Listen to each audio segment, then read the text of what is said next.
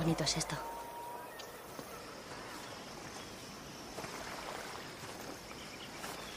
Alice tiene planeada una gran fiesta de graduación a la que estás invitado. Ya, imaginaba que... ¿Qué? Planeaba hacer esto de un modo diferente. Más sencillo. Pero ya no tengo tiempo. ¿Para qué? Tienes que oír la verdad, Bella. No olvides que tienes otras opciones. Y tienes que saber que estoy enamorado de ti. Quiero que me elijas a mí en vez de a él.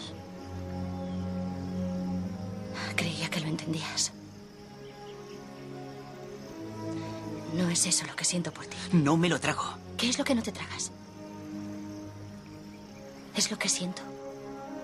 Sientes algo diferente por mí, pero no quieres admitirlo. Y no voy a rendirme. Voy a luchar por ti.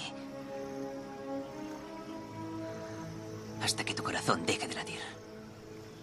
Entonces no tendrás que luchar mucho tiempo. Te precipitas porque temes cambiar de idea. No es cierto. Sé lo que quiero. No tendrías que cambiar por mí, Bella. Ni tampoco despedirte de nadie. Puedo ofrecerte más que él. Seguramente no puede ni besarte sin hacerte daño.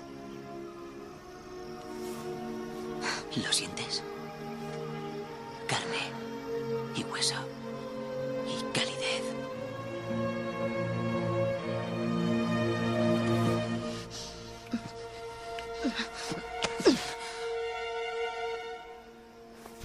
¡Oh! ¡Dios! ¡Dios! ¡No!